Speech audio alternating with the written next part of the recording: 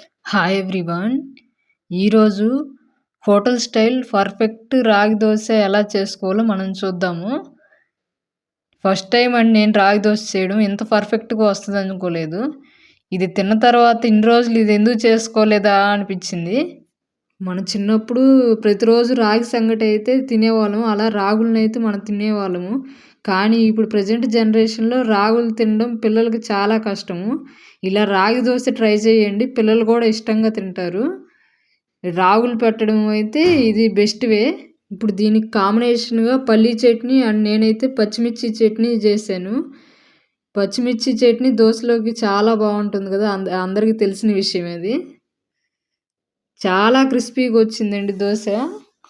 ఇలా పర్ఫెక్ట్‌గా వస్తుందనుకోలేదు. ఇంత పర్ఫెక్ట్‌గా రావడానికి నేనే ఇంగ్రీడియెంట్స్ ఎలా కొలతల్లో తీసుకున్నానో మీకు చెప్తాను. పర్ఫెక్ట్‌గా వచ్చిందండి. ఇదే కొలతల్లో మీరు ట్రై చేయండి. ఇక్కడ 2 గ్లాసుల రాగులనైతే తీసుకుంటున్నాను. ఇలా ఉదయాన్నే నానబెట్టండి. సాయంత్రం 8 అవర్స్ అయితే ఇవి బాగా నానాలి. ఇక్కడ 2 గ్లాసుల రాగులను తీసుకున్నాను. ఇప్పుడు అదే గ్లాస్‌తో పావు గ్లాస్ అయితే రేషన్ బియ్యాన్ని యాడ్ చేస్తున్నాను. పావు కప్పు అయితే సరిపోతుందండి. ఇప్పుడు ఈ రెండిటిని బాగా నీట్‌గా కడగాలి. ఇప్పుడు అదే గ్లాస్‌తో మినపప్పునైతే తీసుకుంటున్నాను. ఇది కూడా పావు కప్పు మినపప్పు అయితే సరిపోతుంది.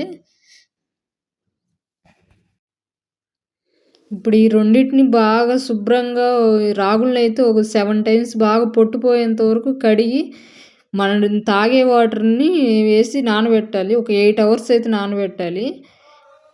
ఇక్కడ చిన్న కప్పు అటుకులనైతే ఒక 10 మినిట్స్ ముందు మిక్సీ చేసే 10 మినిట్స్ ముందు అటుకులను నానబెట్టుకోవాలి. అటుకులైతే కంపల్సరీ యూజ్ చేయండి. ఇది పిండి పులవడానికి మంచి పిండి ఫ్లఫీగా రావడానికి అటుకులైతే బాగా యూజ్ అవుతాయి. అటుకులనైతే మిస్ చేయకుండా యాడ్ చేయండి. ఇప్పుడు ఈ అటుకులతో పాటు నానబెట్టుకున్న మినపప్పునైతే ఈ రెండిటిని ఒకసారి మిక్సీ చేసుకోండి. ఇవైతే బాగా మెత్తగా గ్రైండ్ చేసుకోవాలి. రాగులను మనం సపరేట్‌గా మిక్సీ చేద్దాం. ఫస్ట్ అయితే మినపప్పుని, అటుకుల్ని మిక్సీ చేద్దాం. చూసారా ఇలా మెత్తగా అయితే ఈ మినపప్పుని, అటుకుల్ని గ్రైండ్ చేసుకోవాలి. చాలా స్మూత్‌గా అయితే గ్రైండ్ చేశాను. నెక్స్ట్ ఇక్కడ రాగుల్ని, బియ్యాన్ని ఒకసారి అయితే గ్రైండ్ చేస్తున్నాను. ఇప్పుడు ఈ రెండిటిని బాగా మిక్స్ చేసుకోవాలి. మిక్స్ చేసి కలిపి పక్కన పెట్టేసుకోవాలి. అంతే అండి, పిండి అయితే రెడీ అయిపోయింది. దీన్ని నైట్ అంతా మనం పులియబెట్టుకోవాలి. ఇలా క్యాప్ పెట్టుకొని పక్కన పెట్టేసేయండి. ఎర్లీ మార్నింగ్ మనం చూద్దాం ఎంత ఫ్లఫీగా వచ్చిందో పిండి అనేది మనం చూద్దాం. గుడ్ మార్నింగ్ అండి అందరికీ. పిండి అయితే చాలా పొంగింది మంచిగా. మనం నార్మల్ దోశ పిండి కంటే ఇది చాలా ఎక్కువగా ఫ్లఫీగా అనిపించింది నాకైతే. ఇప్పుడు ఈ పిండితో మనం దోశ అయితే వేసేసుకుందాం. ఉదయాన్నే 6కి చూస్తే అంత బాగా పొంగలేదు పిండి. అందుకని వెయిట్ చేశాను. మళ్ళీ 8 చూస్తే చాలా పైకల్లా పొంగిపోయింది. మీరు కూడా అలా పొంగకపోతే కొంచెం సేపు వెయిట్ చేయండి. నైట్ కొంచెం ఎర్లీగా వేసారంటే మిక్సీ మనం ఎర్లీ మార్నింగ్ కల్లా రెడీ అవుతుంది పిండి. ఇప్పుడైతే ఈ పిండిలోకి తగినంత సాల్ట్ వేసుకొని మిక్స్ చేసుకొని దోశ వేసుకోవడం. ఇంకా ఇలా ప్యాన్ పెట్టుకొని మీ ప్యాన్ బాగా దోశలు రావట్లేదంటే ఫస్ట్ ఒక ఆనియన్ అయితే రుద్దుకోండి. దోశలు బాగానే వస్తున్నాయి అంటే ఇంకా ఆనియన్ ఏమీ అవసరం లేదు. ఇక్కడ మా పెనుమ అయితే కొంచెం పైన లేయర్ పోయినట్టు అనిపించింది. అందుకే నేను ఫస్ట్ ఆనియన్ అయితే రుద్దాను. నెక్స్ట్ దోశ అయితే ఇంకా ఇలా పల్చగా వేసుకోవచ్చు.